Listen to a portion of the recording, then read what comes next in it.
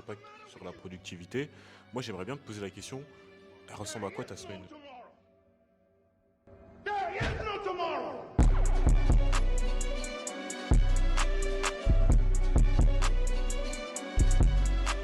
Ouais, du coup, enfin, toi, du coup, c'est quoi ta routine? Comment tu organises ta semaine? Comment tu organises ta journée? Enfin, qu'est-ce qu'une journée type pour toi qui va te permettre de t'organiser, d'être productif?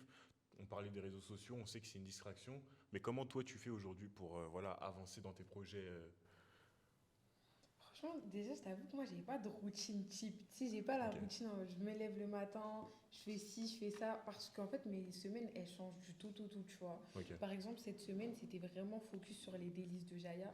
Et en fait, pour te dire, on est tellement dans le rush que des fois, on devait faire 3 heures, 16 heures. Donc 3 heures du Ah matin. ouais. Donc pour te dire, vraiment, j'ai pas de routine. Mais si en vrai, je devais récapituler, ce serait plus, tu vois, le matin, je me concentre vraiment sur tout ce qui est réponse. Ouais, Donc réponse aux emails, vraiment tout ce qui est prioritaire. Je me lève, je fais ma to-do list. ok, Donc, en premier, on va vraiment sur l'aspect accompagnement client, donc les réponses, etc. Ensuite, l'après-midi va être dédié, tu vois, à tout ce qui est vraiment préparation de commande ou bien, tu vois, avancement des stratégies. Enfin, vraiment la réalisation de toutes les prestations, que ce soit les ok, délices de Jaya, Make-up by Alia ou etc. Et la fin de la journée, elle va être vraiment par rapport à, tu vois, tout ce qui est stratégie réseaux sociaux. Parce que du coup, bah, les gens sont beaucoup plus actifs le soir. ouais. Donc, ça va être vraiment la partie community management, production de TikTok, production de posts Instagram, etc. Et après, voilà, tu vois, c'est le C'est une moment journée où je chargée. me relaxe. Mais tu Ouais. finis à quelle heure ta journée? T'as le temps de faire tout ça? Enfin, c'est pas tous les jours, Ouais. ça, ça dépend des journées finalement. Enfin, c'est pas Bah, tout le temps comme ça, si? là, cette semaine, c'était tout le temps comme Ah ça. ouais, t'es une Après, tu vois, craque. on va dire, c'est un jour sur deux, ça se passe comme ça. Ok, mais du coup, mais toi, t'es une lefto en fait. Ouais, carrément. Ah ouais, Mais tu sais que ok. même en week-end, tu sais, avant, tu sais, quand t'as les cours, tu vois, quand t'es en prépa, Ouais. il y en a, ils dorment de fou le dimanche. Ouais, ouais. J'arrivais pas. Pour moi, tu sais, j'ai tellement été rythmée à me lever tôt Ouais. que même si je suis hyper fatiguée, Ok. bah, je me lève quand même super tôt. Ok. Mais du coup, Putain, t'es une ouf. pour toi, c'est quoi ta routine? C'est quoi Bah, moi, ta je l'avais journée déjà type? dit la dernière fois, mais en gros, enfin, tu sais, d'ailleurs, c'était avec Tommy, on avait enfin, cette running gag un peu sur le fait de comment mettre en place une bonne routine, tu vois. Et bah, pour résumer un peu, lui, Tommy, ce qu'il disait, c'est que, en gros, la routine, c'est pas quelque chose que tu dois mettre en place pour ensuite la faire. C'est à force de faire, de pratiquer, tu vas savoir ce qui s'adapte à toi. Moi, ce que je disais à Tommy, mon point de vue, c'était, je suis d'accord que ça peut marcher pour certaines personnes, mais pour d'autres personnes, c'est plus par tâtonnement où tu vas essayer une méthode, ça va pas marcher pour toi, tu vas ajuster en fonction de ta personnalité ou de ton caractère, et en fait, tu vas réussir en fait à avoir la bonne routine qui te correspond par rapport à ton business, par rapport à ton emploi du temps. Donc moi, finalement, ma routine, elle est très très monotone. Franchement, tous mes matins se ressemblent. Toutes mes après-midi, en fait, toute ma semaine se ressemble généralement, à part si j'ai un événement ou autre. Mais en général, je vais me lever assez tôt, tu vois, entre 7h, 7h30. Ensuite, moi, je fais beaucoup de sport, tu vois. Donc, entre 5 et 6 fois par semaine, je vais à la salle. En général, j'essaye de me lever le plus rapidement possible. Je vais directement à la salle. L'idée, c'est que je fasse entre 45 minutes et 1 heure. Ça me permet de me réveiller, de rentrer dans ma journée. Et enfin, c'est bizarre de le dire, mais ça me donne de l'énergie, tu vois. C'est vraiment quelque chose qui est important pour ma journée. Donc, en général, je vais à la salle, 45 minutes. Je rentre chez moi, je fais ma toilette et je rentre tout doucement dans ma journée. Donc, au général, moi, je commence pas très très fort. Je commence pas très très fort. Mes tâches que je dois abattre sur la journée. En général, je vais plus lire mes mails, regarder ce que j'ai fait la veille, essayer d'analyser. Sur Kitik, je travaille avec deux alternants. Donc en général, l'idée c'est aussi de faire un point avec eux, voir ce qu'ils ont fait, voir leurs difficultés, voir qu'est-ce qu'ils projettent de faire euh, le jour, enfin le jour où je fais le point avec eux, et également le reste de la semaine. Et voilà. Et l'après-midi, en général, bah voilà, j'attaque, je rentre réellement dans le flow, comme on peut dire. Et l'idée, c'est de foncer ouais, jusqu'en fin d'après-midi, début de soirée. Et après, c'est un peu comme ça, tous les jours. C'est vraiment ma routine. Mais toi, comment du coup t'as mis en place? Parce que je t'ai expliqué comment Tommy pense, comment moi je pense. Toi, enfin, comment t'en es arrivé à te dire, euh, bah ok, c'est ça ma routine. Enfin, c'est comme ça que je dois faire. C'est ça qui me correspond le plus. Bah, franchement, en vrai, par tâtonnement en soi. D'accord, Et ok. surtout, en vrai, si tu veux, les tâches, elles sont venues à moi, en vrai, dans l'ordre chronologique. Tu vois, par exemple, les réseaux, tout le monde est actif le soir. Ok. Donc, tu peux pas, en gros, poster le matin. Donc, tu vois, Ouais, ça, déjà, c'était déjà d'une part. Ensuite, tu vois, justement, les pros, ils sont grave actifs. Enfin, la première des choses que tu fais, on va dire, entre guillemets, dans ta journée, c'est checker tes mails. Toi-même, tu l'as dit. ouais, Donc, justement, comme ils sont actifs le matin, bah, en fait, je me suis un petit peu adaptée à tout le monde. ouais, Et moi, en même temps, ça me permettait, tu vois, de, de créer le fil de ma journée. ouais. Et Ok. j'ai une petite question. Tu vois, par rapport à tes alternants, etc., tu vois, t'es jeune, Ouais, t'es étudiant, ouais. comment tu gères cette proximité au niveau de l'âge, tu vois? Parce qu'en soi, quand Ah tu ouais, seras c'est avec une des bonne alternants, question. tu vois, Ouais, ouais. t'as justement une proximité d'âge. Et tu sais, la proximité, des fois, ça peut créer des dérives, on va dire, parce qu'ils te voient plus comme leur ami ou tu vois, leur. Ouais, ouais, Voilà, ouais, je donc comprends, toi, je comment comprends. tu gères ça? Franchement, le management, tu vois, tout ce qui va concerner l'humain, c'est pas facile. Franchement, c'est pas du tout facile. C'est pas quelque chose qui est. Enfin, il y a des personnes qui arrivent de manière innée à vraiment gérer des personnes, savoir comment les aborder. Enfin, tu vois, c'est vraiment une intelligence émotionnelle qu'il faut avoir.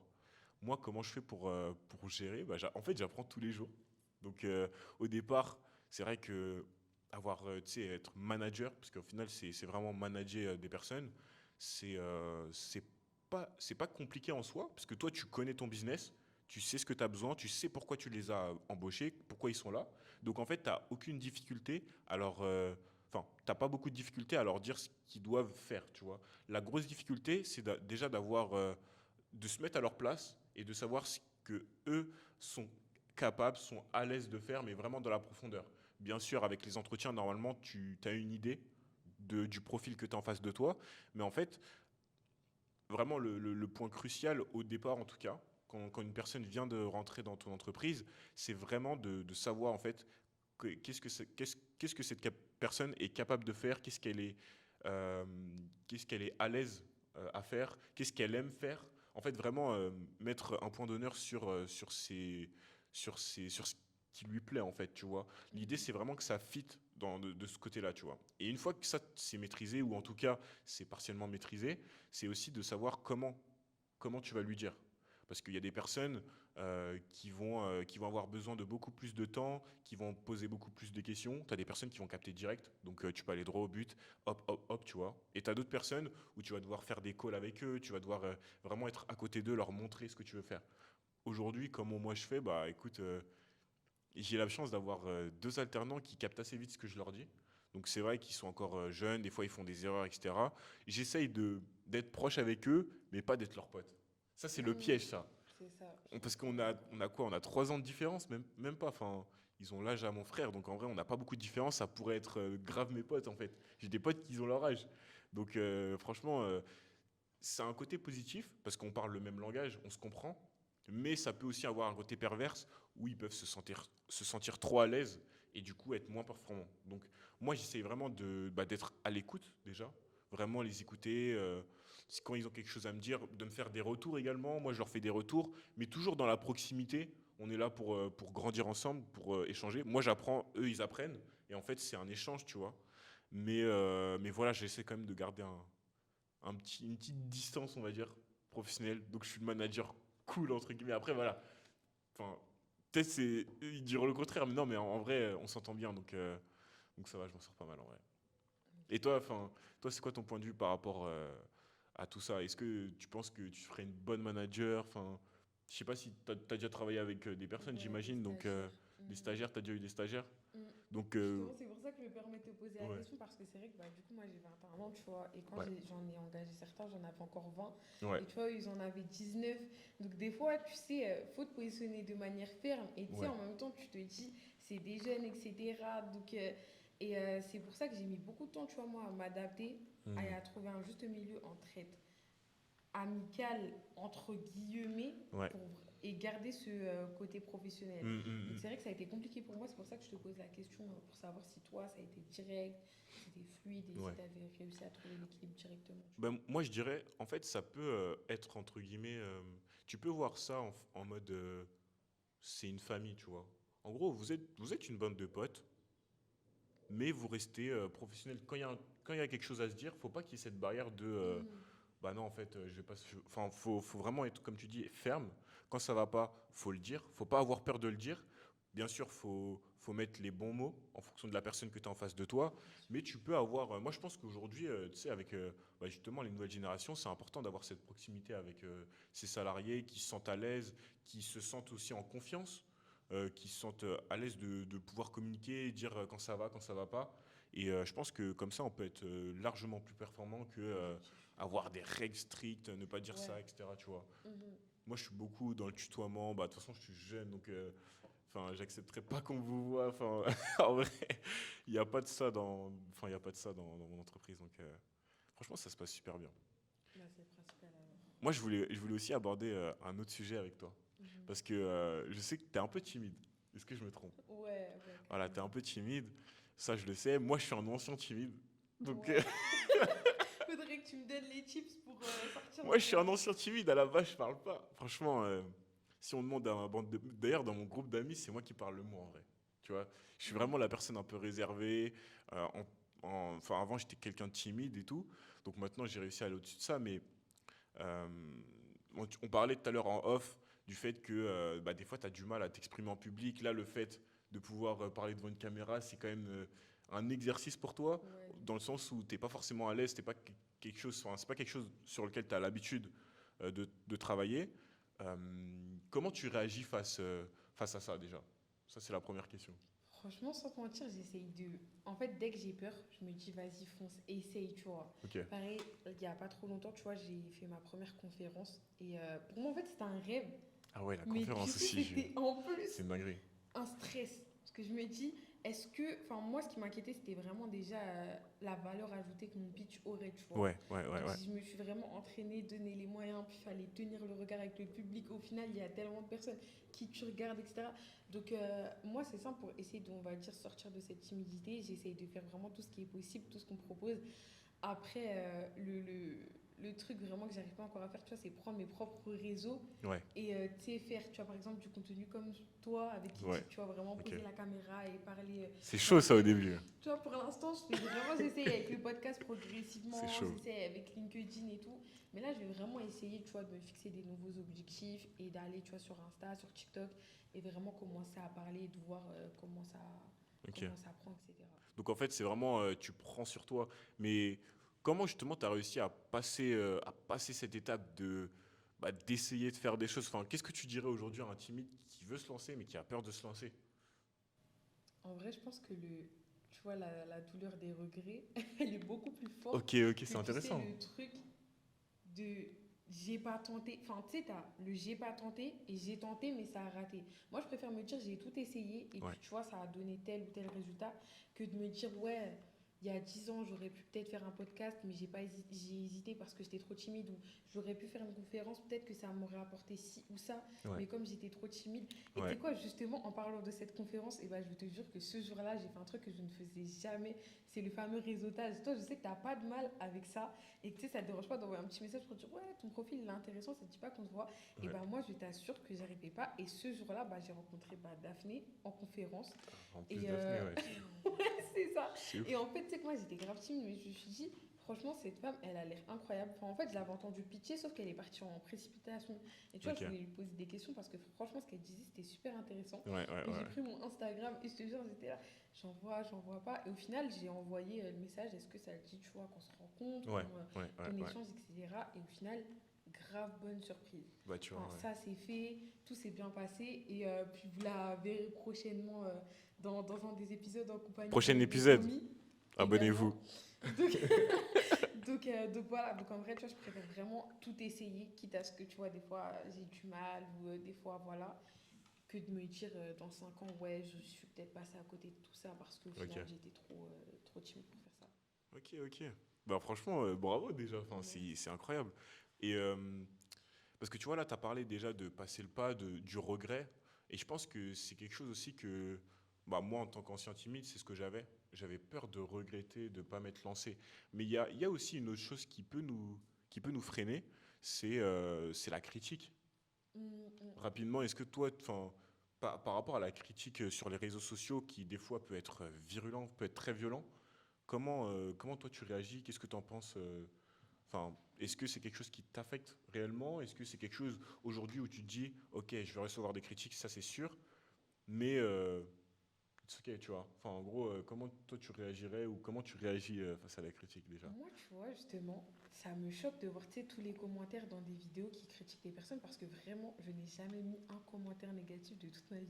En fait, j'ai Ouais, jamais commenté, tu vois. Donc, ça me ouais, choque. Après, je me dis, en fait, tu vois, que tu fasses un truc extraordinaire qui marche extrêmement bien ouais. ou quelque chose vraiment de complètement nul, tu seras toujours critiqué. Mm. Donc, pourquoi toi, tu vas te prendre la tête pour te dire, oui, cette personne que tu connais même pas va me critiquer et donc je vais me freiner et je vais pas faire ça, tu vois. Ouais, Au contraire, tu vois. ouais, ouais, Moi, je ouais. pense que les critiques, ça peut être bien. Du moment où tu vois, elles sont constructives. Les critiques méchantes, en vrai, tu veux y faire quoi? Ouais, Que ouais. ce soit, tu vois, Rihanna, que ce soit Jeff Bezos, que ce soit vraiment Tout le n'importe monde, qui. Ou même, tu vois, dans ton propre cercle, en vrai. tout le Tu monde sais, te dans la vie du critique. quotidien, ça se trouve, quelqu'un de ta classe te critique ou un prof te critique. Tu sais, Ouais, dans la vie, vraiment, tout le monde va te critiquer. Donc, si en fait, tu t'arrêtes à la moindre critique et tu te braques et tu te dis, je vais pas faire ce projet, c'est n'importe ouais, quoi. tu vas rien faire, Vraiment, hein. fonce. Et justement, les critiques tu vois qu'elles peuvent t'apporter, tu les prends et tu les transformes en toi un avantage. Et les critiques, tu vois, qui ne servent à rien, à un moment donné, tu vois, t'as pas à leur donner d'importance. De toutes les manières, Ouais. ça, il y en aura toujours. Donc, honnêtement, la critique, quand moi, je me lance sur un projet, que ce soit podcast ou quoi, je sais que, tu vois, potentiellement, il peut en avoir. Et je me dis, il y a une partie de ces critiques que je vais pouvoir utiliser dans mon amélioration personnelle Ouais. et une autre partie, tu vois, que je dirai pas et qui m'affectera pas parce que moi, je sais ce que je fais et tu Bah vois ouais, tu t'es pourquoi je le lancé, fais. quoi. Ouais, c'est Ouais. ça. Franchement, je suis hyper d'accord avec toi. Juste pour compléter, moi je pense qu'il y a deux types de critiques. En vrai, moi j'aime limite bien la critique. Je pense que la critique est bonne dans le Mm. sens où il y a des critiques qui vont être constructives, des critiques qui vont te permettre d'avancer, de voir que, ok, cette fois-ci, peut-être que tu as dit de la merde, peut-être que tu as fait un truc chelou qui n'est pas passé à la caméra, peut-être que, enfin voilà, le sujet n'était peut-être pas intéressant ou pas autant que tu le pensais. Donc ça, c'est des choses qui peuvent vraiment te permettre d'avancer. Et il y a la critique bah, futile, inutile, qui est très premier degré en fait. Les Mm. personnes vont juste commenter quelque chose de mauvais pour te nuire ou pour rien, tout simplement, parce qu'ils veulent extérioriser la haine qu'ils ont en eux. Donc C'est finalement, ça. moi, en fait, j'éprouve beaucoup de gratitude d'être une personne bah, en fait, qui prend bien la critique, tu vois. Moi, je pense que la critique, ça traduit soit une personne qui a la volonté de t'aider, soit une personne qui elle-même est Et mal mal être, ouais. et veut en fait te jeter sa haine en pleine face. Vraiment, je te Ouais, rejoins totalement sur ces deux points. Et vraiment, je trouve que tu vois, la critique dans ton business, ouais. ça peut grave t'aider. Tu vois, au Bah oui, contraire d'avoir les retours négatifs de certains clients, ouais. ça peut t'aider, toi, à remasteriser des choses et à justement upgrade. Et comme tu disais, les critiques négatives, en soi, bah, c'est la retranscription d'un mal-être. Donc, Bah oui, c'est ça. Bon, on a parlé de plein de choses aujourd'hui. ouais, C'était hyper cool. Franchement, bah, j'espère que la prochaine fois, on retrouvera Tommy parce exactement. qu'il nous a un Oui, peu ça manqué là quand aussi. même. Enfin, ça aurait été intéressant, mais bon. Mm. Donc voilà, c'est tout pour aujourd'hui. Je vous remercie pour ceux qui sont restés jusqu'à là. Donc n'hésitez pas à nous dire en commentaire ce que vous pensez. N'hésitez pas à commenter, à partager. Et n'hésitez pas aussi à vous abonner. On a besoin de vous, les amis. On a besoin de vous, c'est le début. Exactement. On se lance dans cette nouvelle aventure. C'est maintenant, pas Pas demain. demain. D'où le fait que ce soit no tomorrow. Donc bah voilà, je vous dis à très vite. There is no tomorrow. Ciao. There is no tomorrow.